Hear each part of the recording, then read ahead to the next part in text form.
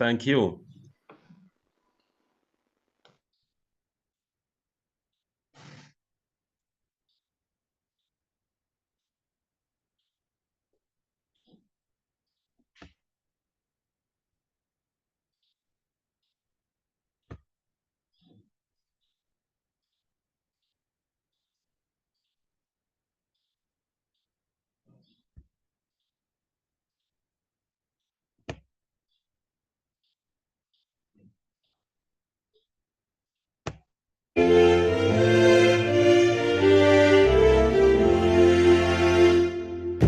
Tuungane sote na tushereke pamoja ushindi kwa ukombozi wetu.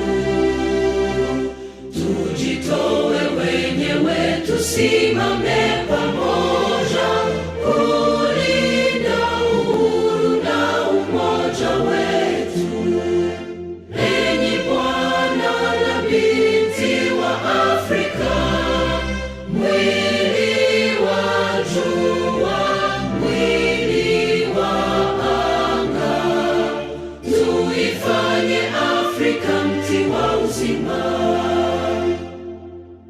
Tuungane sote tuimbe pamoja, kuenzi shikamano hatima yetu. Tujitoe wenyewe kupambana pamoja, uhuru na umoja vitawale. Enyi Bwana na binti wa Afrika, mwili wa jua, mwili wa anga, tuifanye Afrika mti wa uzima. Tuungane sote na tujibidishe kutoa kilicho bora kwa Afrika. Chimbuko la wanadamu, chemchemi ya utamaduni, tumaini letu wakati wa mafarakano. Enyi Bwana na binti wa Afrika, mwili wa jua, mwili wa anga, tuifanye Afrika mti wa uzima.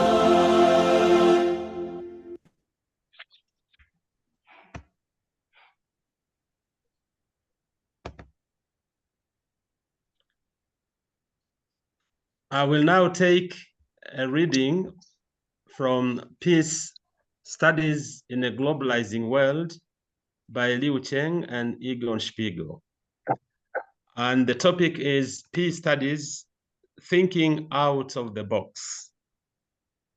Nobody wants to become a victim of violence. Put more positively, all people prefer to exist in peaceful relationships. Therefore, everywhere, people are concerned with the conditions that affect its ability to make and live in peace. Suggestions and solutions to the varied dimensions of interactions, as well as dimensions of structures, are of course different. The spectrum ranges from extreme and violent strategies and methods to principled non-violent ones, from terrorism over war to outspoken non-violent actions.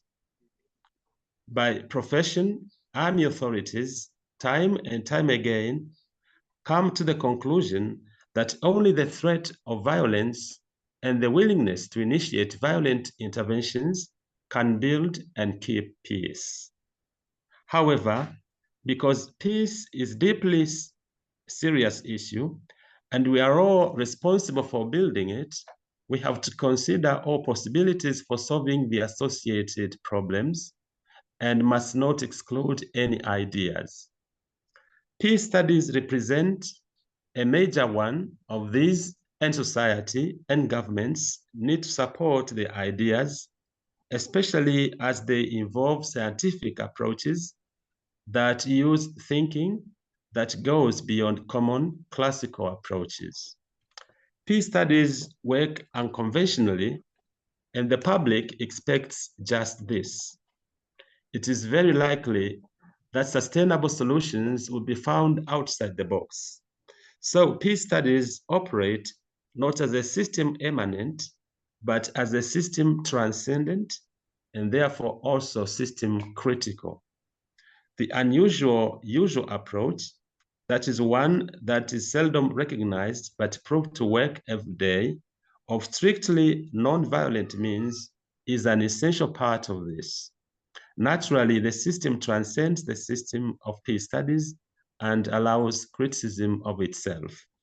Thank you very much indeed for listening.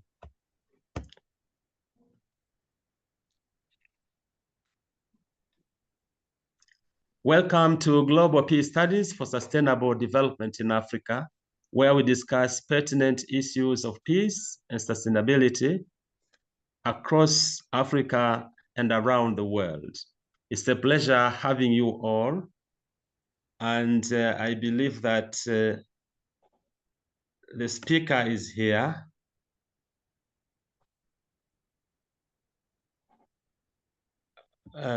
Professor Joseph Anthony Camilleri. If you are there, please let me know. I don't seem to see the name on the list of participants.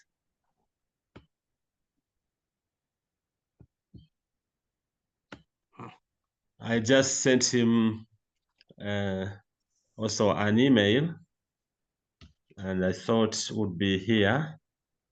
And we expect him to take us through a very important topic, which is the Gaza war, the geopolitical crisis, and the impotence of the United Nations. Three great ideas which are very interconnected. Can I ask you a question, George? Yes, please. Hello. When did you get a confirmation from him that he was coming to speak? 2 days ago. And he's not cancelled or sent anything else? No. He hasn't said no. He didn't cancel. Okay. And he has the Zoom and everything should be right. Yeah, that's right. Yes, I did. I sent him and also a reminder yesterday as well. He's a friend of mine as well, and he lives in Australia. So the time there must be like in the, I don't know, something crazy. Midnight for sure. Is it? Yeah. Yes. It might even be later than that. But so yeah.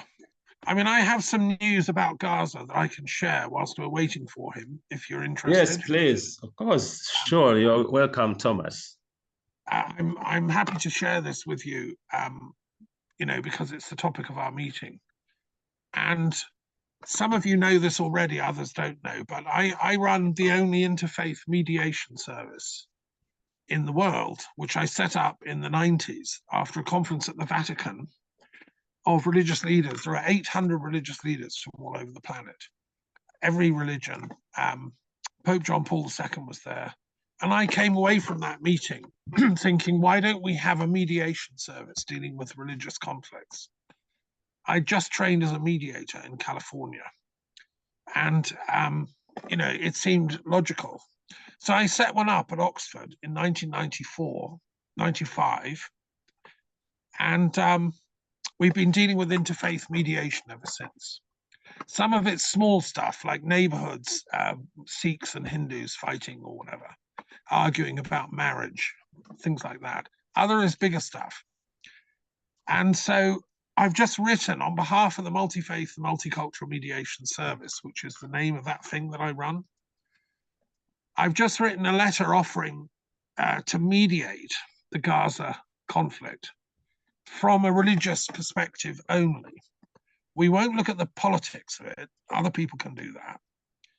But I do believe that faith issues are part of this war. Islam, Christianity, Judaism, you know, people feel very strongly about this stuff, and it impacts on the politics and the nationalism and so on.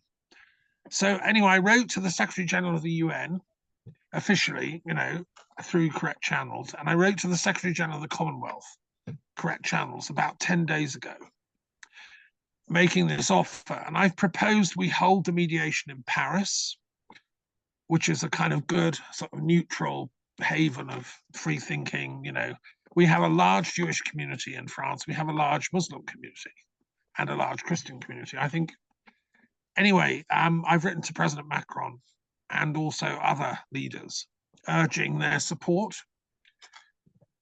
And I'm still sort of waiting to hear officially back. But I just thought I'd mention that to colleagues, and I'm willing to share with you the letter. If you, you know, if you know anyone that would like to be involved or who has training as a mediator, that kind of thing. I just thought it would be relevant to share.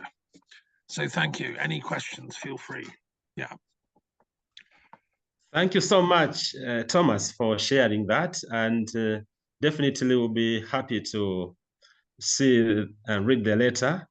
And of course, you can also put it in chat. And it's as too you big. put No, I'll send it privately to anyone that's interested. Okay. I It's see. semi-confidential, but I'm happy to share it with you guys. Yeah. All right. Yeah, thank you so much indeed. And maybe there could be a question for Thomas on what he has just said as we try to contact Professor Camilleri.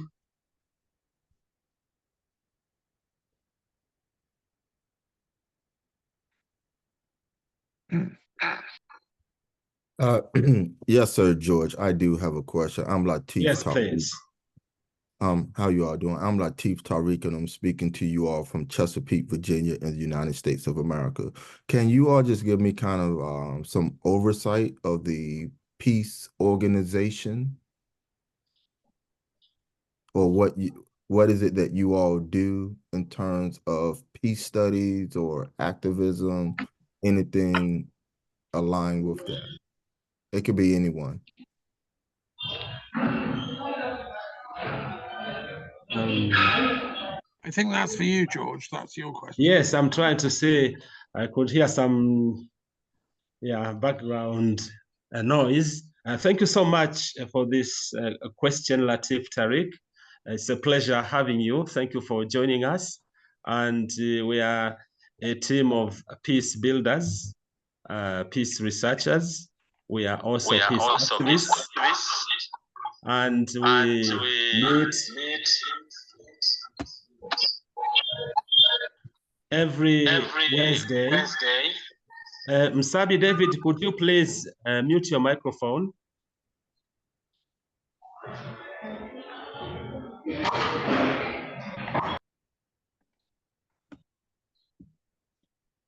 Sorry about that. And so we discuss issues pertaining to peace around the world. Of course, we focus on Africa, but since this world really has no borders, as it were, we are talking, discussing various issues. We also organize conferences. For example, we are organizing one in Tanzania next month from the 23rd to 27th of May this year. And we are also publishing books. So far, we have published one, and the other one is now in production. And there's another one which is just under review. So we try to learn. Really, we are a learning network with students, but also with intellectuals. People are very specialized in the areas of peace studies. We are building a network, and actually it's a network of networks, because also participants here come from various other networks, institutions, organizations. And I'm sure that, well, somebody maybe might want to add, because this has been our common group. And I think we are all leaders, actually, in this mission, as it were, to build peace. and also promote a sustainable development.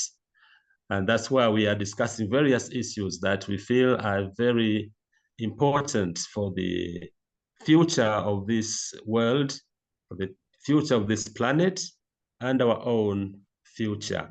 So should anyone want to say something else, because we are all learning different things here, so feel free, please. Thank you.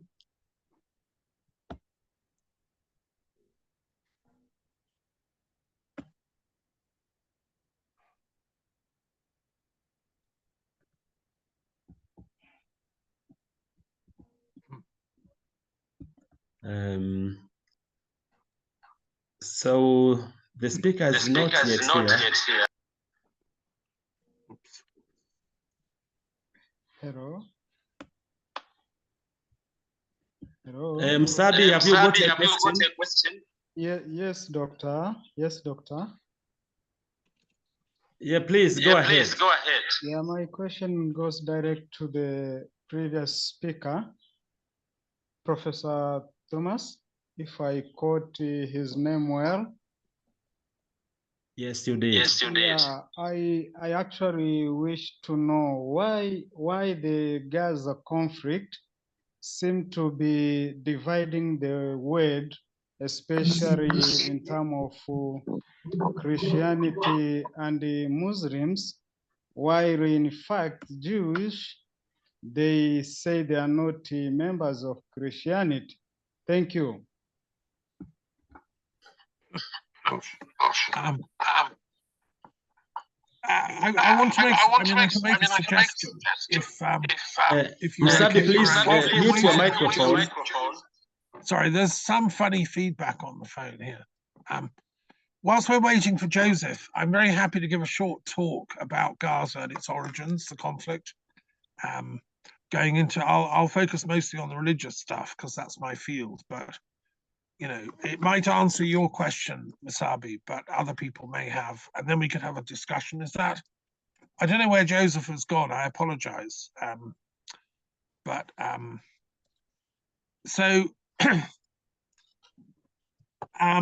Okay, so my interest in all this is that I run the thing called the Truth and Reconciliation Commission for the Middle East.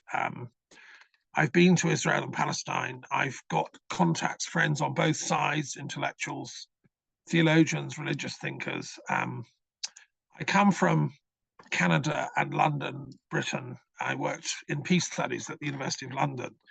And I kind of took on this issue as a focus for my own research work. I did a degree in world history at the University of London, studied at SOAS, School of Oriental and African Studies, you know. But privately, I've been very interested in faith issues. I was baptized a Christian in the University of London in the 80s, but I'm also a Sufi and a great lover of Islam, done a commentary on the entire Quran. And I've got many Jewish friends. I worked in interfaith stuff. I have many rabbi friends, and I've studied Hebrew and, you know, the whole Jewish tradition as well. I'm what they call a Kabbalist, meaning I'm interested in esoteric Judaism. And what I've been working on, and I'm also interested in ancient pagan religions, the Hermetic tradition and the Druids and so on. So I'm a specialist in world religions.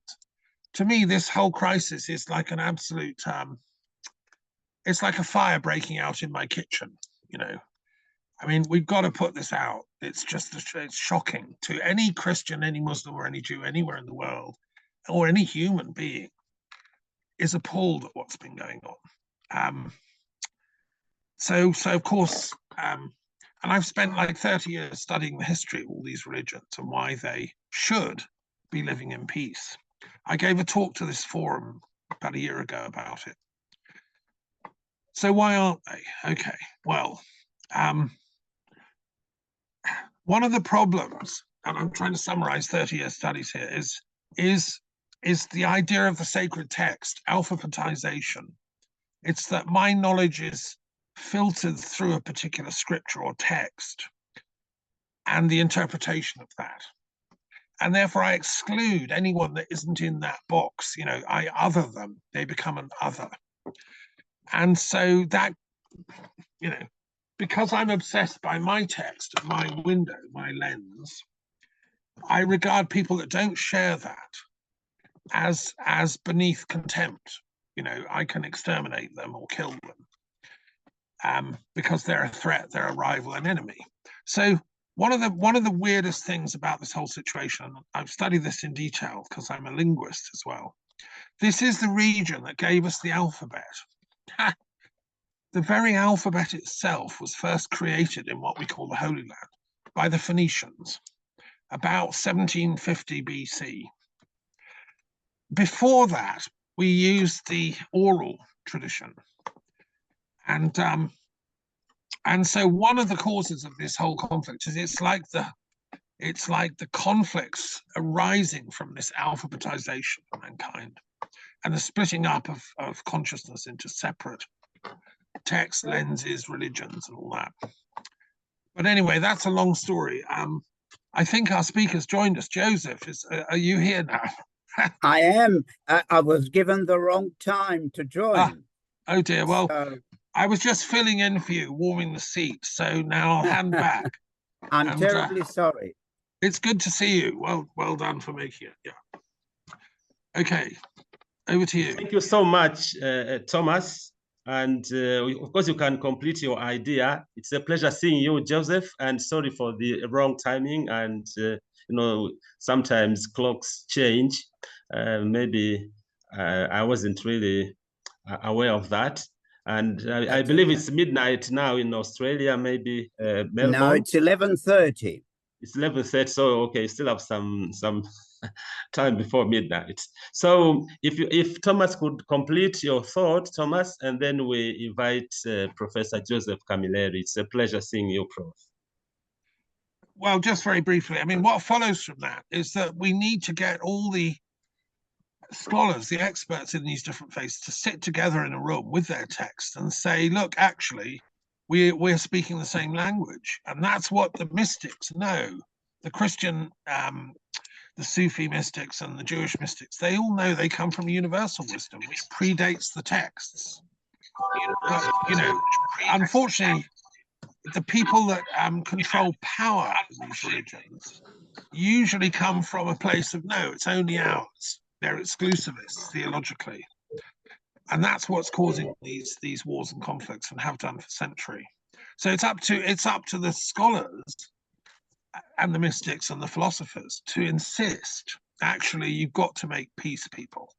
You know, we've had enough of this nonsense. So anyway, that's just a very brief overview of my kind of philosophical attempt at that. And that's the basis on which I would run this mediation in Paris, if they agree.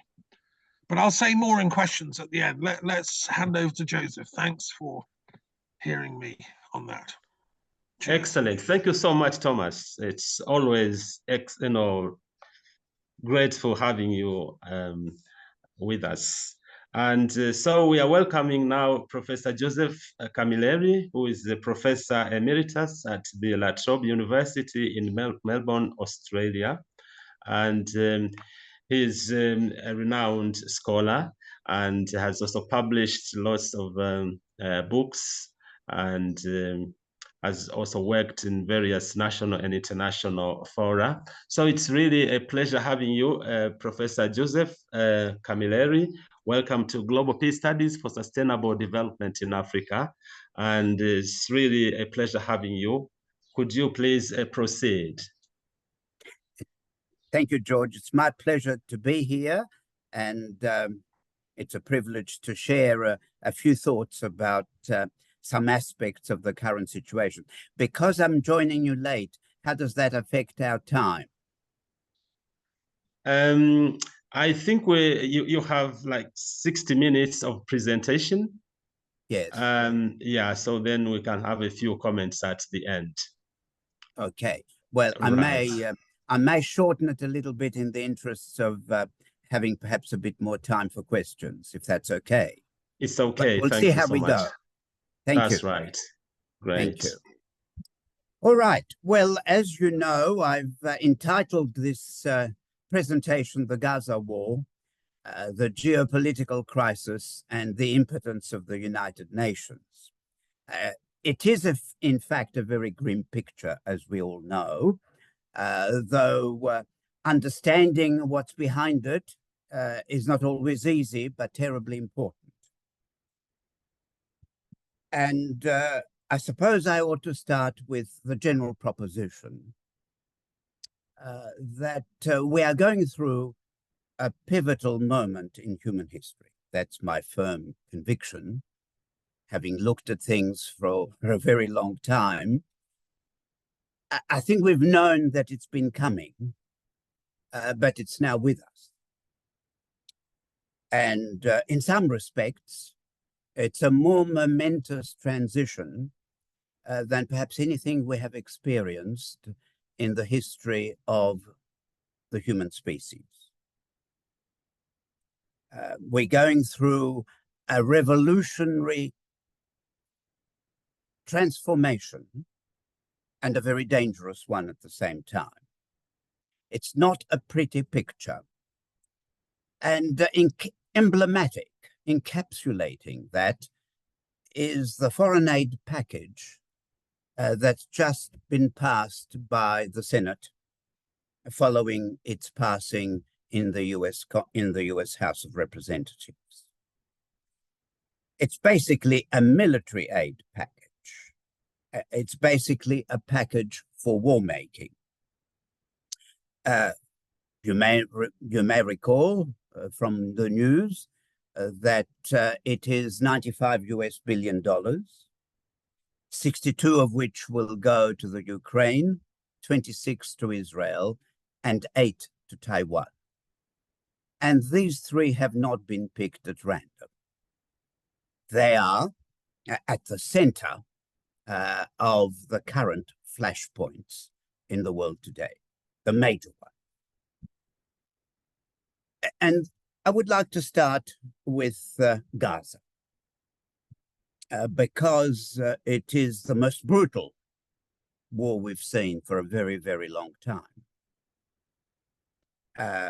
Already, since October the 7th, we've seen 6 months of relentless, willful killing and destruction. And it's still going. And Israel's backers continue to provide it, never mind calls for a ceasefire, with more weapons to use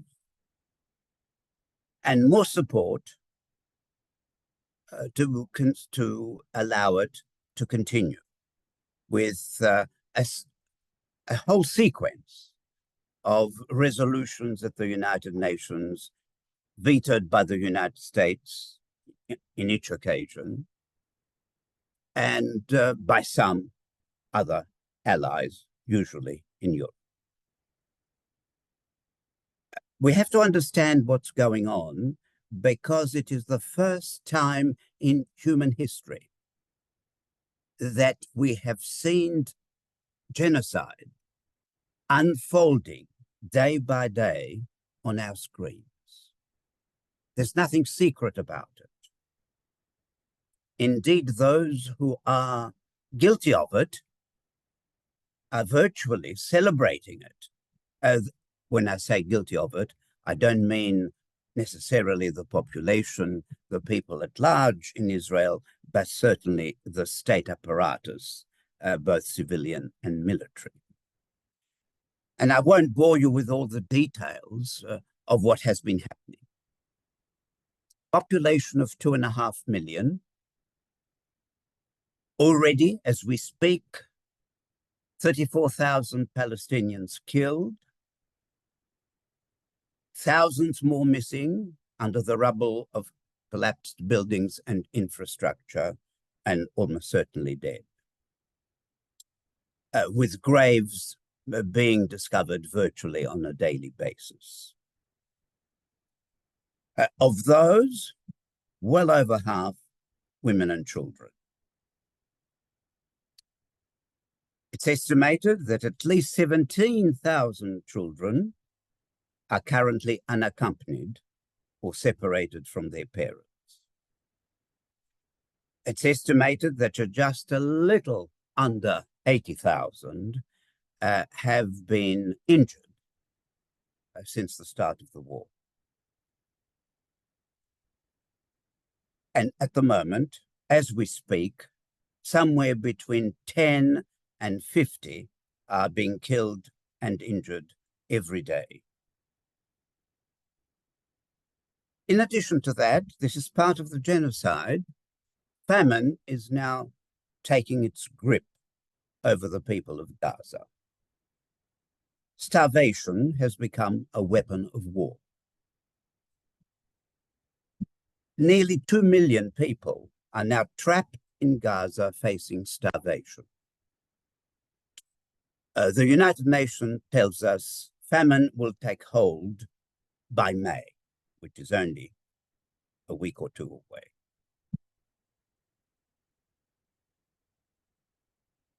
And added to that is an extraordinary human displacement, the scale of which we have never seen before, if not in total absolute terms, but certainly in proportion terms.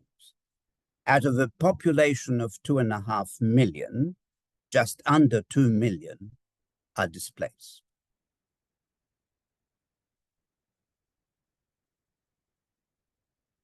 %80 of Gaza's population displaced.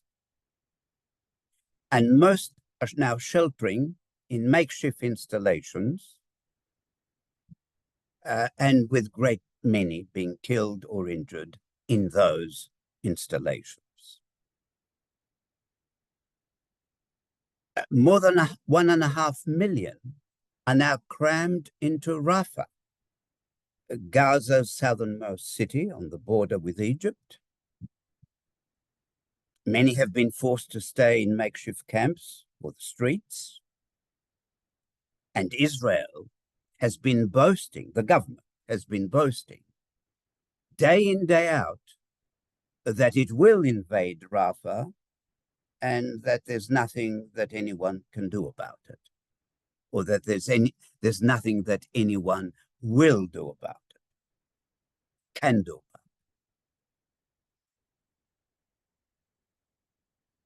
Gaza now is in ruins, 62% of all homes destroyed, at least $20 to $25 billion estimated damage, and that's probably, this is a UN estimate, and that's probably an understatement. Only 10 out of 36 hospitals functioning, and those that are functioning to a relatively small degree of their normal capacity. There's an acute shortage of medicines and other forms of health support. Healthcare professionals are themselves exhausted and some of them starving. In other words, treatment, to all intents and purposes, has become impossible. So here is a clearly visible, widely understood act of continuing genocide. And even the International Court of Justice months ago now said that there was a plausible case for genocide. And the situation continues. So we have to ask the question, what is it about these killing fields of Gaza that tells us something about the regional global crisis, regional and global, that is unfolding?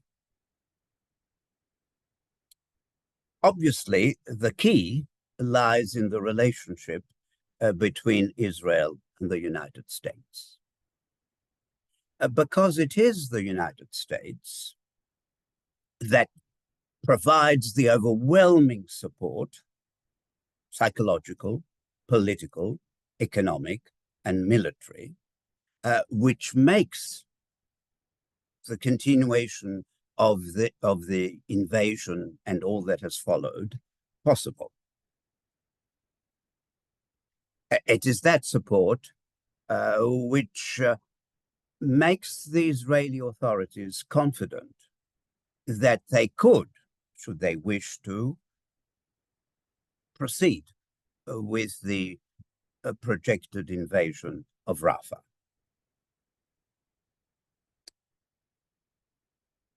There is another critical relationship. Oh, well, let me say one more thing. And we have to ask, why is it that the United States, the authorities in the United States, the military-industrial complex that shapes the policies of the United States in this case, why is it that they are prepared to tear whatever reputation the United States had for decency? It no longer can be respected by any right-thinking person anywhere in the globe. How is it that they are prepared to go to these lengths? It's because, presumably, they believe that the connection with Israel is critical to some crucial interests of the United States and of the military-industrial complex, which is basically making those decisions. And as I will explain as time goes on, the United States, everything that I've said so far suggests that the United States is an extraordinarily powerful state, imperial state, and that nothing can be done to dislodge it from its position of power. In my view, the contrary is true. The United States is a rapidly declining power, imperial. It has been declining for some little time. But because it is declining, and those in control understand that it is declining, they believe that they have one major asset which they can use repeatedly in order to confine the decline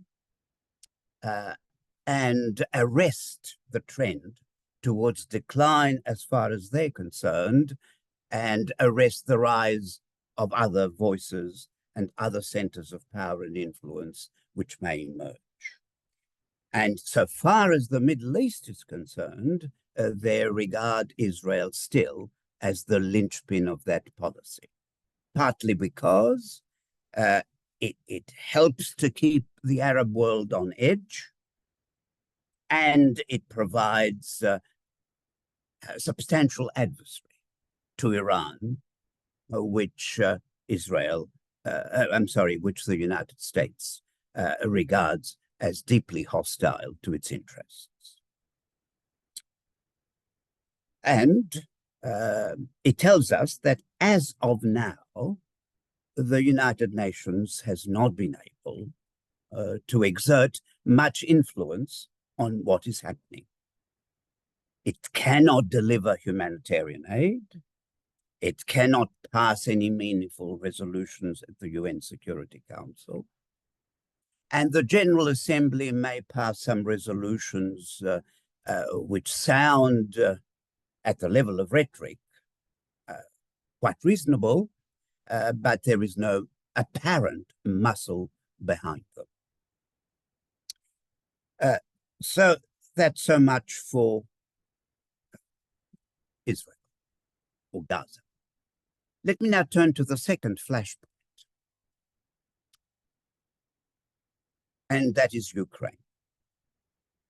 Now, here again, many of the accounts we hear of the current Russia-NATO conflict are, in my view, deeply flawed, particularly accounts that dominate Western mainstream media. In fact, what is the account, the normal account that we are offered, can be described as a crude melodrama. one in which an upright, democratic Ukrainian government, headed by hero Zelensky, is pitted against a corrupt and brutal autocracy led by the deluded ogre Putin. But what is really in question is not this melodrama, in my view, but the unsustainable global security framework which underpins it. So again, in the relatively short space of 2 years, this theater of conflict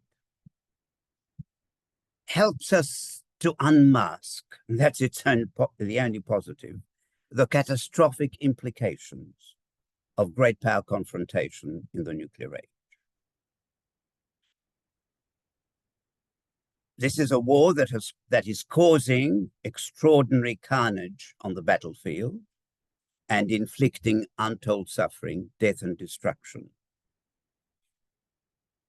Official and unofficial estimates are at best unreliable, but we do know enough to believe that at least tens of thousands of soldiers have died on both sides.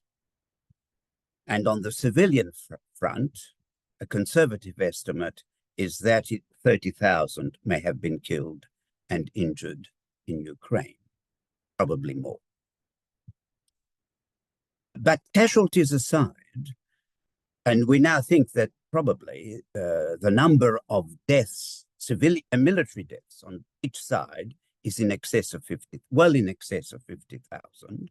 And the current estimate, I believe to be at least 1,000 Ukrainian soldiers dying every week. But in addition to these battlefield casualties, the fact is that civilian life in Ukraine, energy, housing, education, health, transport, culture, and even sport have been gravely, and in some cases, irreparably damaged. As of December of last year, that is to say, within the space of just a year, Ukraine's infrastructure was estimated to have lost something of the order of $140 billion. And by now, it is thought to be well in excess of $250 billion. And to this, of course, there's been a cost to Russia in terms of war and sanctions that have gone with the war imposed by the US and European allies of the US. And as we all know, there have been cascading consequences on global food security, with higher food and fertilizer prices compounding the plight of many developing economies. So we need to keep in mind, of course, the heavy toll of this war. But then comes the critical question. How do we explain all this? From which follow several other questions. Who really are the key protagonists in this war? What are their underlying objectives? And what is it about the geopolitical, economic, and cultural landscape which leads them to define and pursue the objectives in the way they do? Now, many pundits, including not infrequently those of progressive disposition, tend to argue, or often simply assume, that this is a war between Russia, intent on annexing parts of Ukraine, and the latter, Ukraine, intent on defending its territory. This account, I suggest, is deeply flawed and risks degenerating into pure farce, a melodrama, as I described it earlier. Now, true enough, those engaging in battle and sustaining mass casualties and huge damage to their societies and economies are overwhelmingly Russian and Ukrainian. And it is true, the Russian military operation is controlled by the Russian Defense Ministry and acts in line with the strategic planning set by the Kremlin. For better or for worse, and in some ways for worse, it is a Russian organized and funded operation. But the same can't be said of the Ukrainian side. The carefully orchestrated Zelensky image is as much a creation of Western political propaganda and media coverage as it is of Ukraine's domestic politics. Let's be clear. Ukrainian forces are trained, advised, supplied, and funded largely by the United States and its key NATO allies. The Ukrainian economy is entirely sustained by by US and NATO's military, economic, and political support. The presence of NATO in Ukraine is now pervasive. And it's not surprising that Zelensky has been going around the Western capitals of the world with a begging bowl, asking for military aid and economic aid. And so it is that we have seen this latest aid package offering more of the same. It will include arms and equipment, air defense systems, air-to-ground missiles, explosive and surveillance drones, artillery, tanks, armored carriers, radar and communications, and satellite services. The US and German have already decided prior to this latest funding package to supply advanced armored personnel carriers and Leopard tanks, Challenger tanks, and much else. In short, the war in Ukraine, let's be absolutely clear, is first and foremost a war between Russia and NATO. A war in which Ukraine and its people are pawns in a complex power game that they do not fully understand and certainly do not control.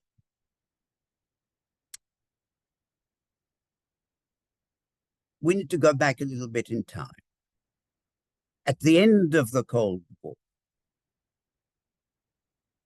the honeymoon period in Russia-US relations, ushered in during the Gorbachev years, that helped bring the Cold War to an end, proved extremely short-lived. With the demise of the Warsaw Pact, the fall of the Berlin Wall, the dissolution of the Soviet Union, a crippled and humiliated Russia was in no position to question US strategic priorities. It sought instead to gain the respectability and economic assistance that friendship with the US would offer. However, it soon became clear, even before Yeltsin resigned in 1999, that the United States was intent on consolidating its global dominance. Far from fading away, NATO was moving to rebrand its role and expand its membership, despite frequently expressed Russian anxieties.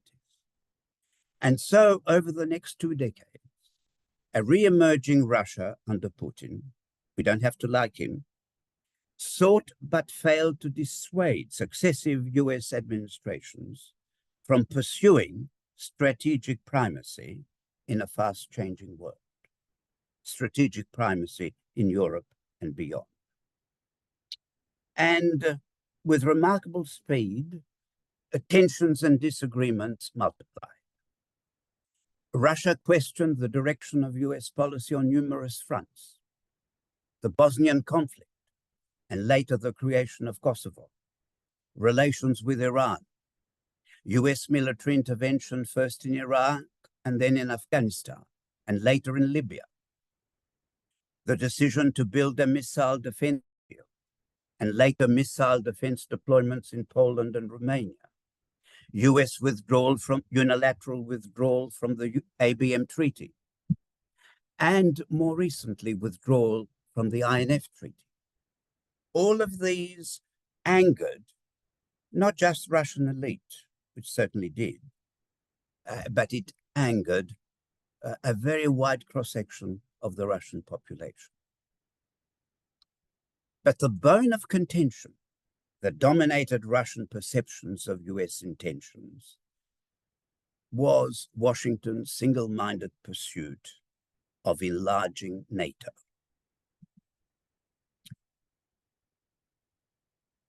For a while, Islamism was portrayed as the great threat confronting NATO.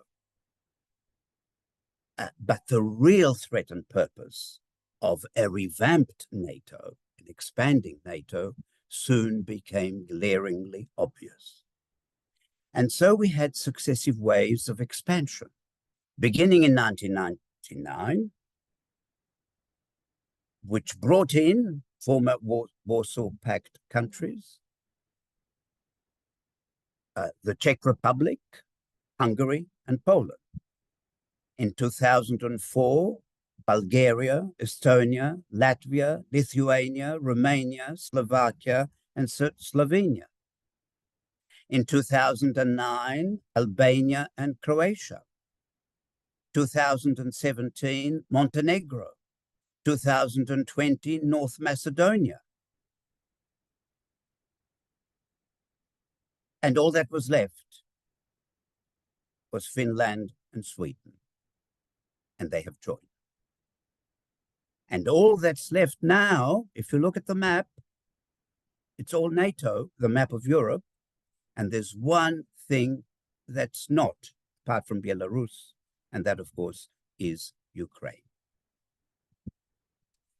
Now, to plot this relentless projection of US military power is not to justify Russia's use of force in Georgia or Ukraine. It's just a way of laying bare the perilous state of the current geopolitical power play. And rightly, in the face of these events, the doomsday clock has been set at 90 seconds to midnight, closer to midnight than it ever was during the Cold War. And this takes me now to the third flashpoint, which also features in the funding package just agreed to by US Congress, and that is West Asia Pacific. And that is where it could be, though not yet, even nastier than anything we're seeing in the Middle East or in Europe. Because the policy of encirclement, which the United States has used to encircle, the policy of encirclement which it has used to contain a re-emerging Russia, is mirrored by what is happening in Asia Pacific, but with important differences. Washington is currently, and has been for some little time, intent on containing China's rise. It's not called containment. It's euphemistically described as strategic competition or integrated deterrence, the buzzwords of the US strategic establishment. But the use of such slippery language can't conceal the far-reaching changes in the geopolitical and economic landscape. The fact is, China today is an immeasurably more potent force than it was in the 60s and 70s. In military terms, certainly, but even more so economically and diplomatically. By some measures, China has already overtaken the United States as the world's largest economy. Indeed, it has overtaken the United States as the largest economy if you measure it in terms of purchasing power. And it may well be on a path to match the United States in the development of many technologies.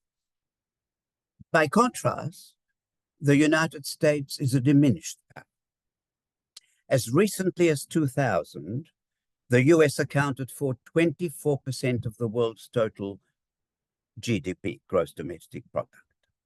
That declined to 20% in 2010 and to 15% by 2018, and it is continuing to decline, and it's virtually irreversible.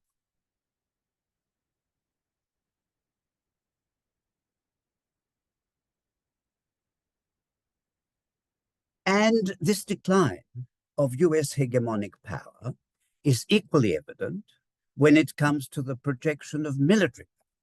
Now, taken at face value, the US military arsenal radiates power. And the United States has a very strong interest in demonstrating that it can radiate power, partly as a way of intimidating.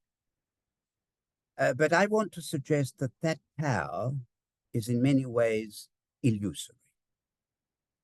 Yes, the United States boasts a highly sophisticated, technologically sophisticated military infrastructure, more sophisticated and in some ways more potent than anything available to any other power, China included, or Russia included.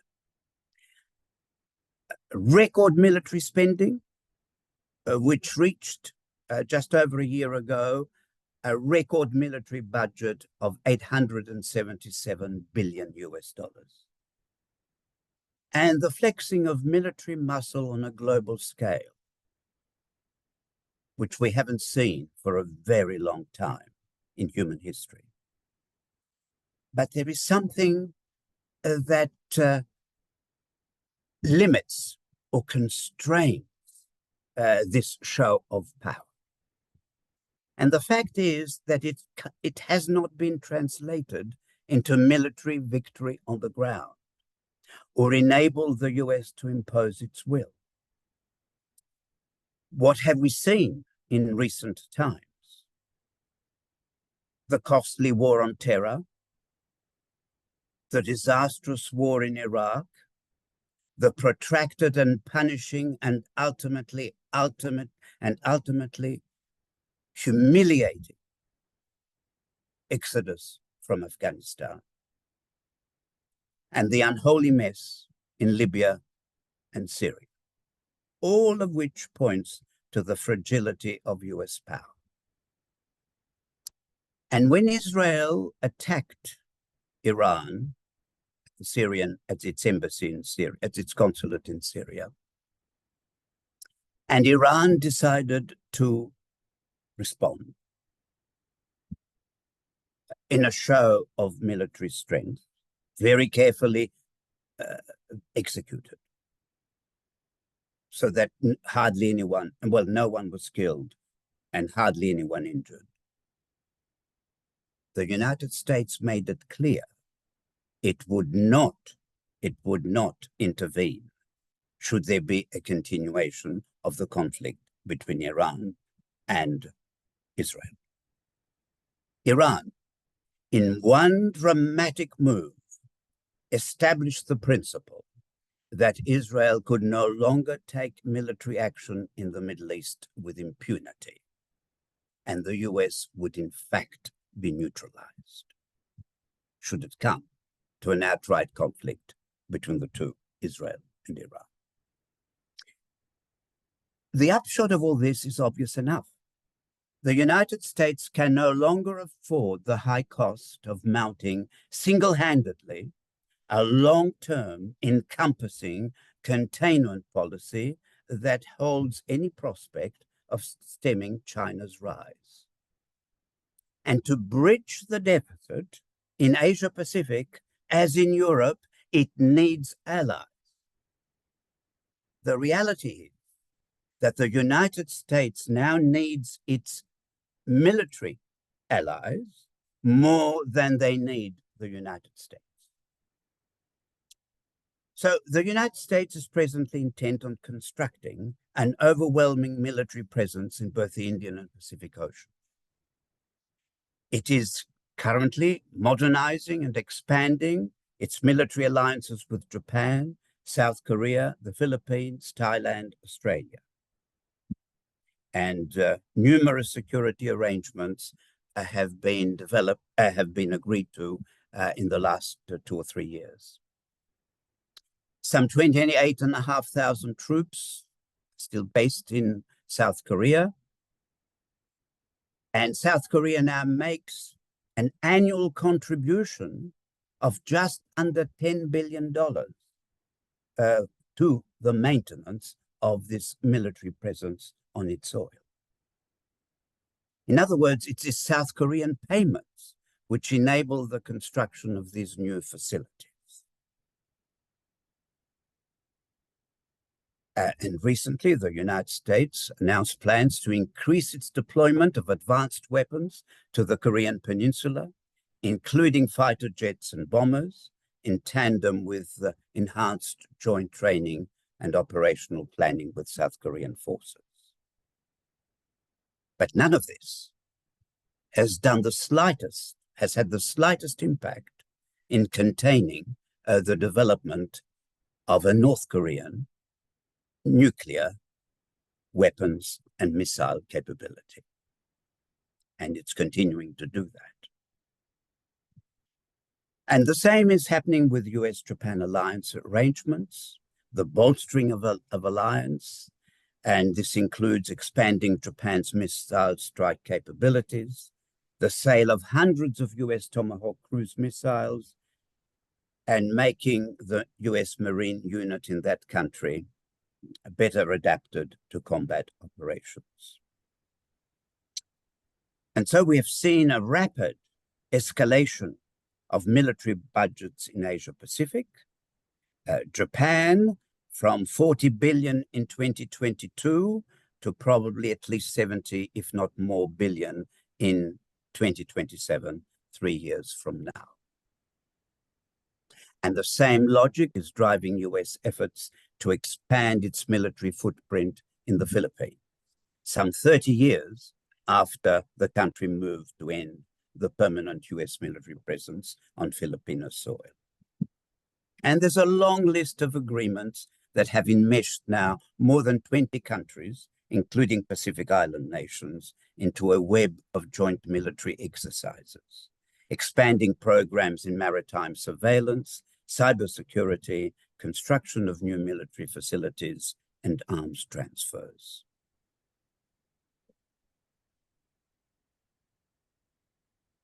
And with this, a number of multilateral security arrangements, US, Japan, Australia, launched in 2001, the US, Japan, India trilateral launched in 2011, Quad, the Quadrilateral Security Dialogue in 2017, and the AUKUS, Australia, US, UK Partnership 2021. And in addition to this, an increasingly overt connection between this web of Asia-Pacific alliances with NATO.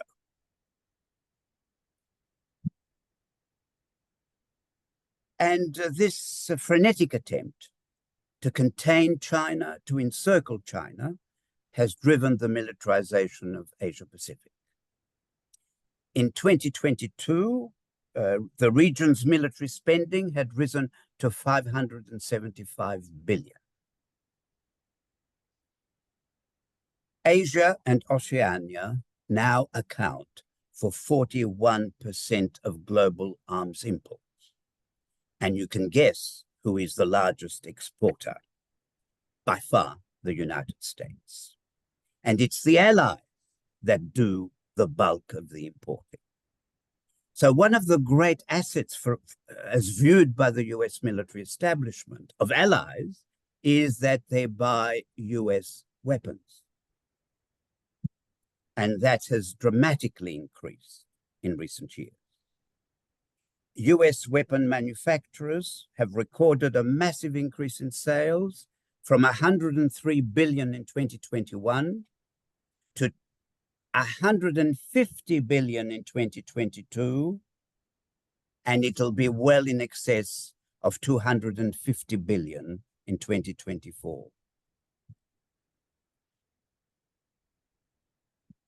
If, I mean, one could say almost jokingly, if the so-called China and Russian threat didn't exist, they would have to be invented. The salvation of the US military establishment depends, in a sense, on them. So you could say that the Ukraine war and the Taiwan dispute and the tensions around the South China Sea for the United States have been a kind of, as viewed by them, a kind of godsend. And unsurprisingly, the main beneficiaries, as we see, are the weapons manufacturers. But it's more than just the manufacturers. Not far behind them are armed private security contractors, a wide array of logistics, construction, consultancy, and lobbying firms, the mainstream media and policy think tanks, and many, if not all, if not most, of America's elite universities that now are increasingly tied in to the military-industrial complex. Simply put, we are seeing the emergence of a global military strategy designed to preserve a fraying US-led neoliberal order. And the risk is that unless wiser heads prevail, the entire Asia-Pacific region may soon be engulfed in the cauldron of conflict reminiscent of what is currently happening in the Ukraine. What is in question is not just this or that flashpoint, whether it be the Ukraine, the Middle East, Taiwan, Korea, or some other flashpoint in the future. It is the unsustainable global security framework that gives rise to such flashpoints and which eventually translate into the kind of military explosions, the likes of which we're seeing in different parts of the world as we speak. The reality is that contrary to US illusions, there is no center of power and influence in the world that can realistically seek to impose its authority, its interests, or its values on the rest of the world. To do so is to invite a global arms race, the likes of which the world has never seen, and a series of proliferating wars, which will undoubtedly raise the prospect of further existential threats to humanity, be it nuclear war, climate change, or pandemics, or a combination of all those. So, what does all this tell us about where we're at and where we might be heading? The United Nations is in a terrible state. That's the reality. It has been greatly weakened by this wanton disregard for international norms and international law. It has been paralyzed. And even its humanitarian and aid agencies, which have been the redeeming feature of UN, even though its security functions have been found wanting in recent years, even those, the humanitarian and aid functions, development functions, are in dire straits, as we're seeing in Gaza and as we're seeing in the Ukraine. So we need to rethink the functioning of the United Nations. The United States, and to a lesser extent the other great powers, the five permanent powers, are able to use their veto. And there is no likelihood that this will change in the near future. Why would anyone of those be willing to do away with it?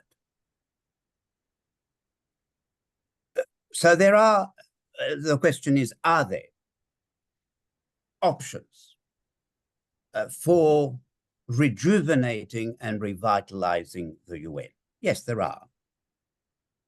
They're not as much discussed as they ought to be, but certainly Gaza and Ukraine are reinvigorating the discussion for the first time for quite a long time. While the veto cannot be removed, because any attempt to remove it is vetoed, you can increase its membership, which would continue to delegitimize the exercise of the veto, especially if the likes of India and Brazil were to join the Security Council. You can perhaps explore, though that's not a very, very promising direction, ways not of removing the veto, but of weakening it by placing some limitations on the way it is used and the frequency with which it is used. But that too is difficult.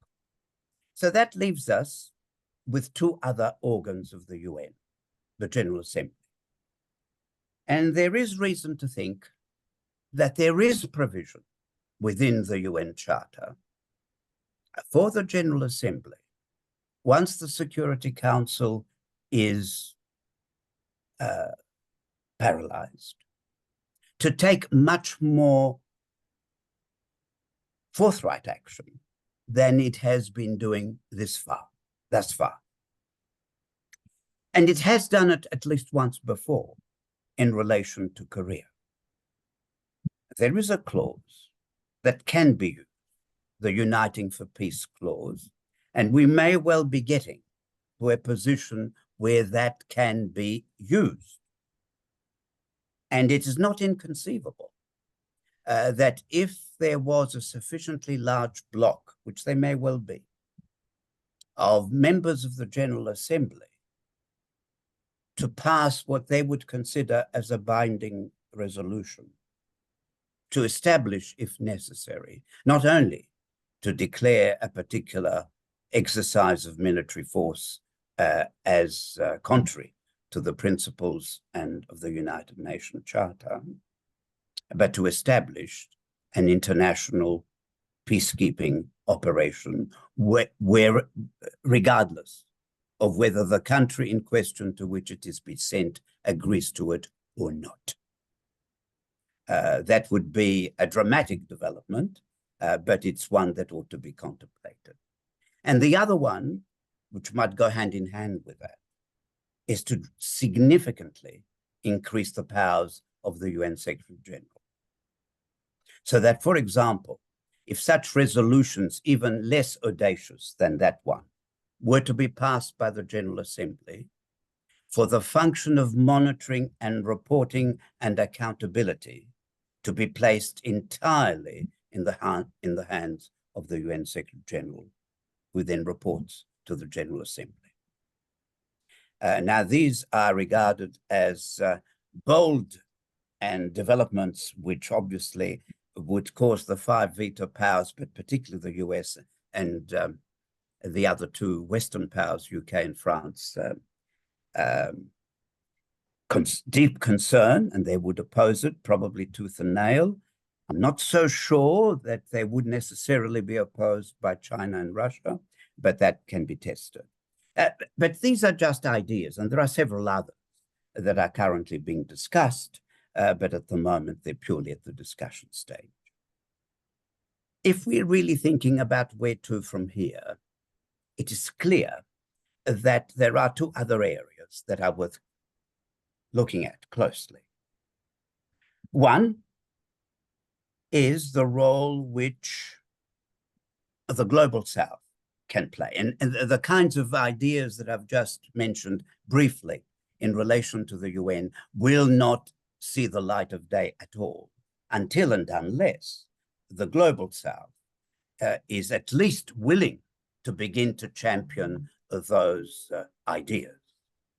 And of course, they do constitute a clear majority of the UN General Assembly's membership. And it is interesting that it is global South countries that have taken Israel to the International Court of Justice, led by South Africa in this case. So there is an emerging assertion by the global South, which we haven't seen for some time, and which perhaps can be built upon, though there are, of course, tensions and differences of view within the global South. Such a large category of the category, the global South, is so large and diverse. It is not easy to achieve a uniform and united position on highly contentious questions, but not impossible. And we are seeing the rise of some regional multilateral institutions, some in Africa, some in Asia, including BRICS, which begin to point a little bit in that direction. So the question is whether there are enough governments, particularly in the global South and maybe a sprinkling of others, which may be willing to assert a greater degree of moral and moral leadership, and if you like, legal leadership in the functioning of international institutions in the time ahead. But what multilateral institutions, be they regional, be they global, and what governments do or don't do, ultimately, is in the hands of civil society. And that's really where it needs to be driven. If there is to be change, if we are to move away from the perilous situation in which we presently find ourselves, it'll be for civil society movements in different parts of the world, sometimes operating within their region or nationally, and sometimes making common cause, to try and chart a new direction. This won't be easy, but it can be done. And it has been done in the past in some specific situations. It has been done in relation to the opposition to the apartheid regime in South Africa. Of course, it was the liberation movement in South Africa itself, but it was greatly assisted and empowered by the global anti-apartheid movement, which took many forms in different places, in which such a seemingly innocuous thing as sport became one of the most powerful weapons that brought apartheid down in South Africa. And that was basically a civil society initiative. And we should remember, it was civil society, first and foremost, that brought the Cold War to an end. Gorbachev intimated more than once that when he met President Reagan, he always felt he was communicating with him from a position of strength. Because next to him, next to the two of them, was a third chair, an empty chair, but a powerful chair. And that was the chair occupied by the peace movement around the world, and very much in the Western world, particularly in Europe and some other allied countries of the United States, which regarded Reagan's pronouncements and policies as suicidal. So the question is whether that such civil society initiative is on the horizon, and what can be done to begin to make it a reality. There needs to be a lot of thinking. There needs to be a very important contribution by public intellectuals, by artists, writers, poets, and of course by people at large, the grassroots, with massive organization bringing together literally millions of people. At the height of the peace movement during the latter part of the Cold War, it is estimated that 50 million around the world were actively engaged on a weekly basis. We're not there, but we are seeing, and Gaza, the war in Gaza has spurred a tremendous amount of action, not least in universities in the United States and other parts of the Western world, as well as in parts of the global South. Whether it is just a fleeting phenomenon or whether together with many other reactions on other issues, including climate change, we are seeing the beginnings of a holistic approach by civil society to the multiple crises we currently face. Only time will tell, but time is short, and one hopes that some bold initiatives will be forthcoming in the not too distant future. Thank you. Thank you so much for that wonderful presentation. It was, I mean, it's painted really a grim picture, but it's a reality, it's a true picture of what is happening today. And well, I would like to invite, people for comments and questions on this presentation, the war on Gaza, the geopolitical crisis, and yeah, the impotence of the United Nations.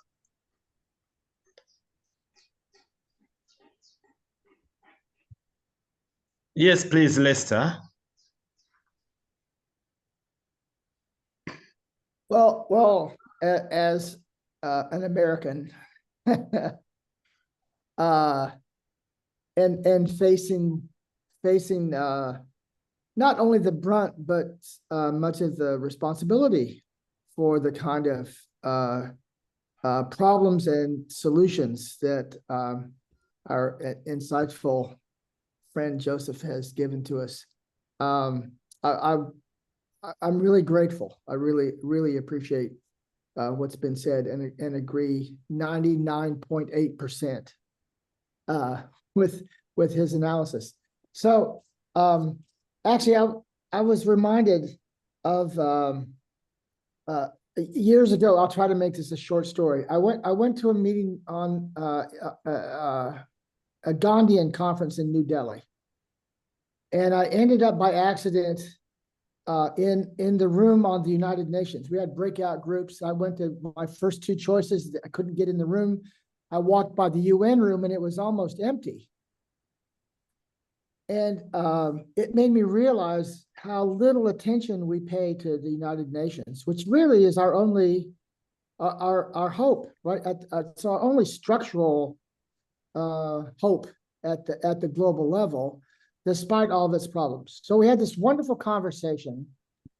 People were coming up with this suggestion, that suggestion, how to change the UN. And then some retired general stood up and said, the UN is this way, and it's always going to be this way.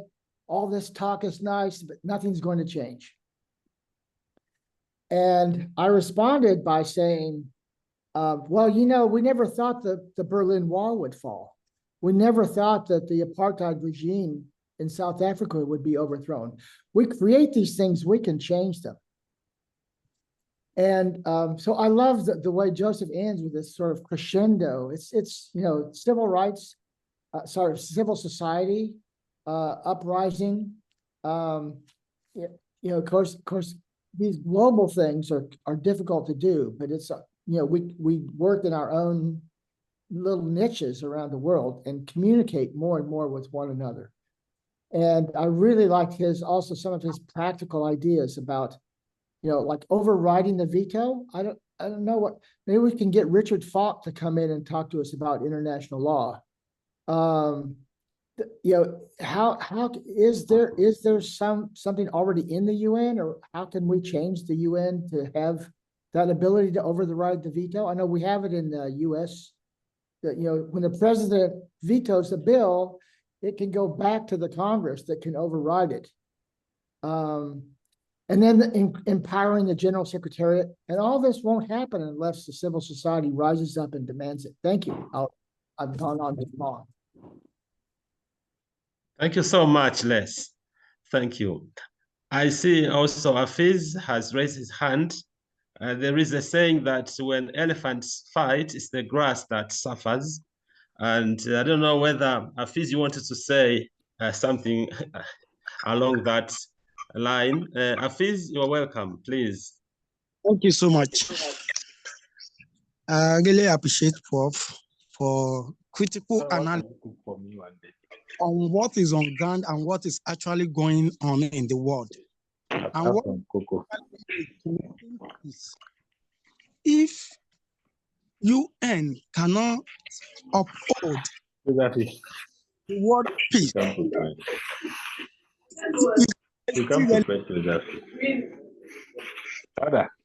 sorry, there is background noise, and please mute your microphone, sir. 50% hope. Paulo. Thank you, sir. So my question is that with the analysis that, or with the presentation that we had now, that the UN did not actually try to bring a solution or prevent the war in Ukraine, before we add another one that is ongoing between Israel and Palestine. So who knows, or what else will have come up? That's number one. Or where do we know that the war is going to ignite again? This is a threat to the world peace. What can we do? Where is the way? What is the way forward? Just as Professor Thomas just said in the chat, that if actually this profit that the US is making from this weapon, where did the profit actually go? And I would like from that to go back to Onward Richard proclamation that if we actually need peace in this world, we need the economy, the world economy, to be communal orientation, not to be profit oriented. We don't need to be profit to economy to be profit to direct towards making profit. So is there no any other means that US can generate income apart from making weapons? And my last question is that can't we do without nuclear weapon in the world? Thank you, sir. Thank you so much. And well, maybe Joseph can respond to those, and then we go to Richard and Thomas. Well,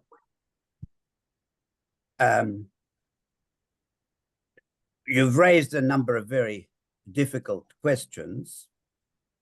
Of course, the answer to the questions in theoretical terms is, of course, there can be different ways in which economies can be organized and structured. And this may well apply to the United States as much as to any other part of the world. But the reality is that there are powerful interests which would prefer it to stay the way it is. So the only way that that can change, if there is an even more powerful force that can say that says it has to go in a different direction, right? And the question then is, what might constitute such a powerful force? You're not going to get a dramatic change within the United States unless it is a change that is pushed hard by a very substantial cross-section of American society. Well, yes, of course, it would need to also happen elsewhere, and perhaps there could be some mutually reinforcing support from across different countries, of course. But the point is that you have in the US certain powerful structures which are, and let's be perfectly frank, they're far more powerful than any American president. Far more powerful than any American president. Presidents of the United States are now basically pawns. People don't understand that in much of the Western world. They think here is the most powerful man in the world. Well, I've got news for you, he's not. Biden does basically what his entourage tells him to do. His entourage tells him what to do in the sense that they say to him, we have looked at the balance of power, powerful interests. You cross that red line and you're dead. Mr. President, please don't cross that red line. And he doesn't cross it. It's as simple as that. Much the same, on a much smaller scale, happens in the likes of Britain and Australia, the country where I happen to be. The Prime Minister doesn't run Australia, or the cabinet does not run Australia. There are much more powerful interests, some within the country and some outside. So one has to be very clear-sighted about the power exercised by these very powerful interests. Some are political, some are economic, some are military, and some are even cultural interests. And the question then has to be, what are they going to be confronted with? What is it that is likely to lead to a different constellation of initiative and energy in that society, a different constellation? And that's the issue that we're currently wrestling with. And you know, there was the very well-known historian and thinker at the end of, in the latter years of the Cold War, who spoke about exterminism. And he was saying at the time, rightly or wrongly, that the two superpowers had built into them, to their inner core, an exterminist logic. And that the only way that that logic would progress in the end would be mutual annihilation. And the end of the Cold War led a few people, perhaps a lot of people, to say, with a smile, well, it's nice that he got it wrong. The question we have to ask is, did he? Is that mutually exterminist logic still there and it's rearing its ugly head once again? Thank you so much, Joseph. Richard, please. Okay, thank you so much, Dr. George. I am highly pleased and happy for that presentation from a professor. The topic, impotence of United Nations, I believe so. But otherwise, I see UN to constitute civilian, generally, governments, non-governmentals, academias, and that's all. So I don't really believe in its impotency, but on the side of our representation on the board, or that comes the term impotency. So on his last presentation, he mentioned the involvement of several organizations and the rest. That made me calm a bit, and I think Gaza, Israel situation should involve us all. I have no question anyway, but this is just a small suggestion that I want to top up to our Prof's presentation. Thank you so much, Prof. Thank you, Richard. Can we now turn to Thomas and then Msabi?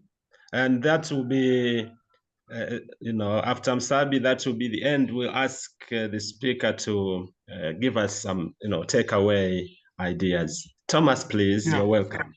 Okay, well, thank you very much, Joseph, for a brilliant talk. And I was particularly excited when you talked about the role of public intellectuals. I think that you're a brilliant example of what that means, and many of the people on this call are. As you know, I run the World Intellectual Wisdom Forum, which is an attempt to group us together and collectively raise our voices, both in academia and, working independently. I just would like to see, if we had time, we could focus more on that. I mean, the Gaza thing is a brilliant example of how the trouble with intellectuals is we tend to polarize. We become either pro-Israel or pro-Palestine, or we're pro-Russia or we're pro-Ukraine. How can we as intellectuals create a space where we analyze these issues in depth? We look at the polarities involved. We understand their dialectic, but we stubbornly refuse to take sides, and instead we try and move the whole conversation to what the brilliant reading by George talked about, the defining the transcendental option. That's what we're supposed. I think you missed that, Joseph, but there was a brilliant talk from our Chinese colleague that the role of peace studies is to shift the dialogue into a new perspective. I've just written a paper, which is probably going to turn into a book, on peace logic. And I think the problem is with our thinking itself. As intellectuals, we have to rethink the nature of logic. And war logic, exterminism, I think that was E.P. Thompson, wasn't it, talking about that? Yes. Yeah, who I knew, he was a friend of mine. Is this either or logic? We've got to, and I mean, it's as if nobody's read Hegel, Forget about Marx. Let's at least go back and read Hegel and look at the logic of synthesis. And I think that might be the way forward. So my question really is, what more can we do as public intellectuals and make more of a noise? And that involves culture, cultural institutions, the media, academia. Thank heaven for Zoom, but we need to amplify these discussions 1,000-fold. How can we do that, Joseph? Yeah, well, of course, intellectuals have a very important role to play, the public intellectual, particularly the intellectuals that are prepared to speak truth to power, because it's not a question of taking sides, if you're thinking of two protagonists, two states, but it's a question of trying to see what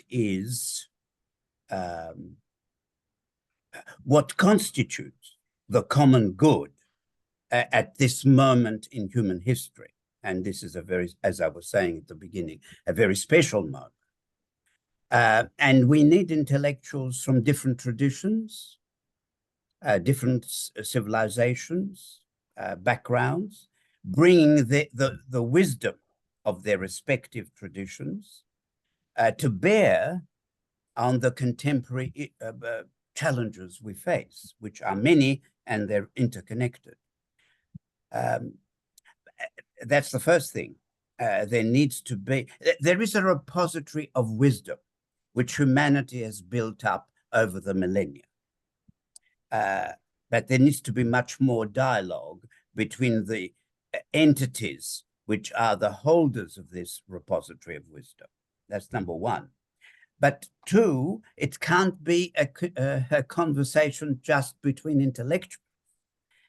It has to be public intellectuals that can speak a language that people who are not intellectuals can understand and empathize with.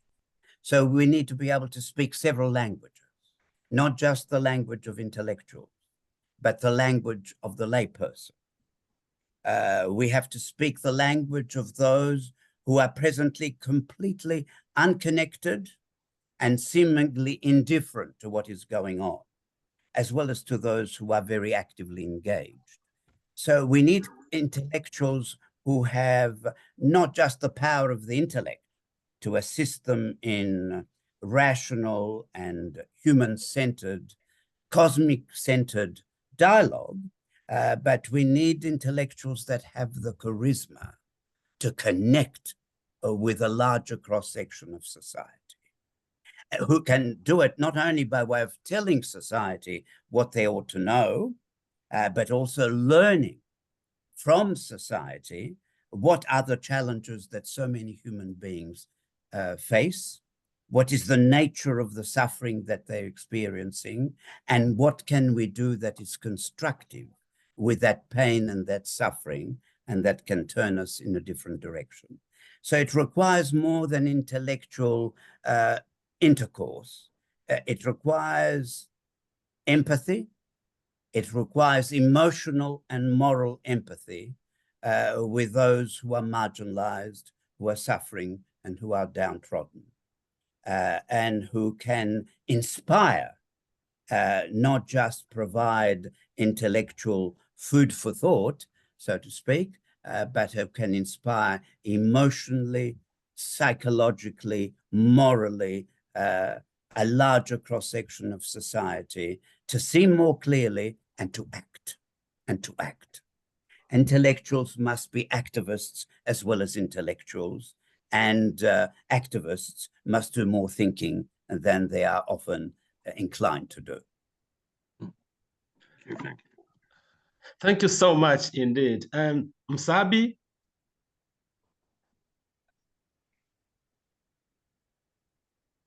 I think you need to unmute your microphone, Msabi. Yes, Doctor.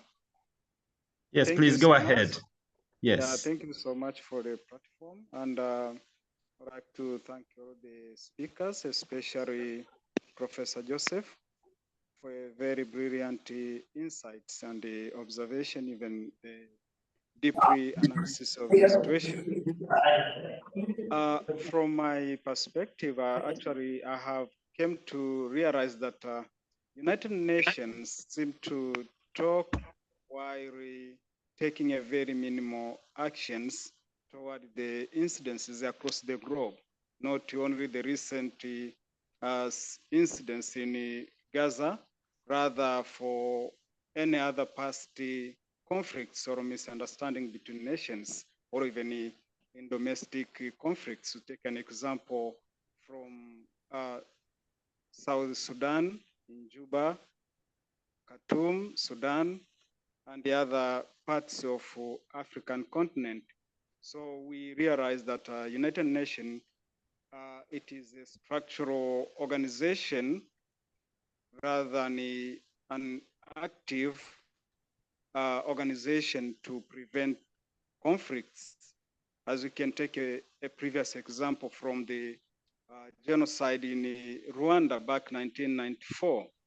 It happened the same scenario. The only difference here is that Gaza is involving the third part like Israel. But the second thing from United Nations, it is so discriminative. It's not giving the power to other members of the organization. So this is the second thing which is making the organization or United Nations to be a bit weak to take proper actions to prevent such conflicts or misunderstanding. So from my observation and the suggestions, I'll speak the following two, if not three items. Number one, regional integration basically referred to the bilateral or multilateral cooperation can be one of the best approach to minimize conflicts across the globe. Simply, if United Nations is not capable to take side and prevent the conflicts whenever there is warning signs of the upcoming conflicts, then the bilateral and regional integration can take the stage by sensitizing the members in a respective blocks to avoid the conflicts and misunderstandings. Number two, the global south can take a different approach by avoiding, if not skipping completely the purchase of weapons of whatever sort, whether small arms, mass destruction weapons, biological weapons from the Western countries. And this can be only done through the sensitization programs. Academicians and the other political leaders, they can create that political atmosphere where they can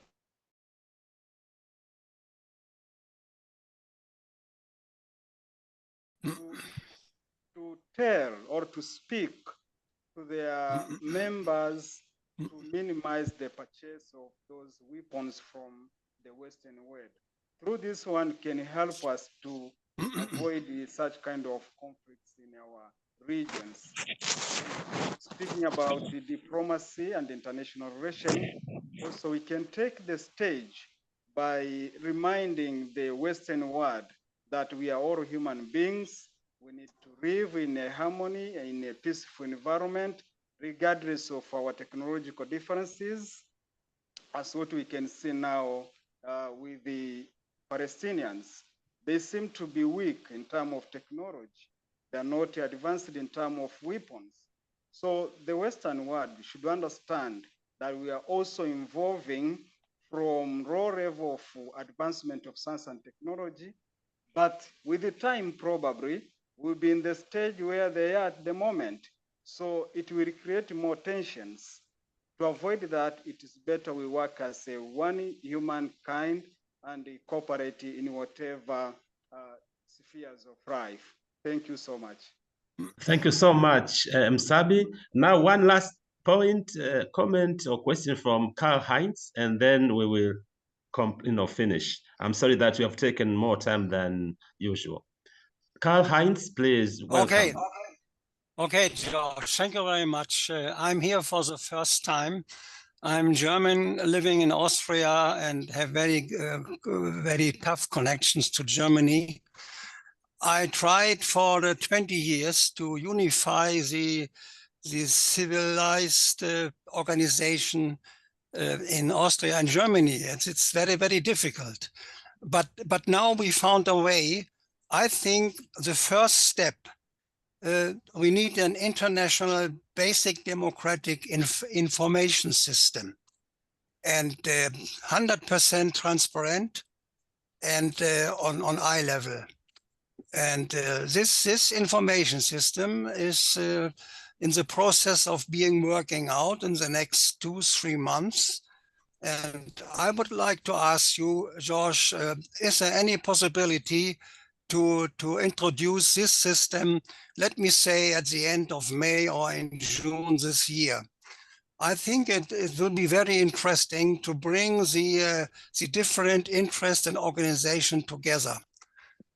We must help Africa. They are suffering so much under the climate change problems. And we now need an international basic democratic 100% transparent info system. Once more, we are working on this system, and I would be happy if I would have the opportunity to introduce it to you. Thank you very much. Thank you very much indeed, Karl Heinz, and welcome again to Global Peace Studies. Nice to see you. And definitely we'll discuss this and plan when to start the implementation. Now, having said that, Joseph, if you have one comment maybe for the conclusion for today's conference. Thank you so much for your brilliant talk. Thank you. Well, look, the only comment I'd make is this, and it ties in with what some people have already said and what I was saying towards the end of my presentation, and that is we need a lot more people than we presently have in just about every part of the world to become engaged civically in the affairs of their own society and in the major threats to human security posed both regionally and globally. So we need to equip people to meet the challenges that we currently face at so many different levels, locally, nationally, regionally, globally. And clearly, one of the institutions that should be helping and often does not help enough are the educational institutions in the contemporary world. They do something, but they don't do anywhere near enough to equip a younger generation to rise to the challenges of our time. And there are so many other institutions which could be doing so much more than they do. So we've got to see what are the levers that we can use in our respective societies to try and develop greater capacity, not just personally and individually, although that's important, but collectively, within and between countries, to meet the interconnected challenges we presently face, and to do so with greater courage, conviction, and perhaps self-confidence than we've been accustomed to for some little time now.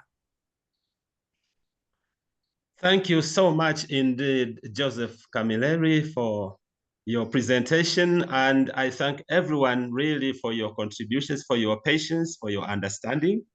We are going to ask you, please, to share with us your presentation, if you may.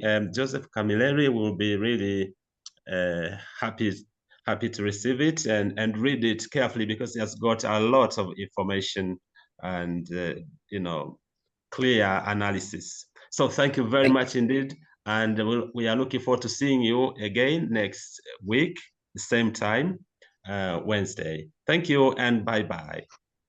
Thank you. Thank you for having me. All the best. Thank you.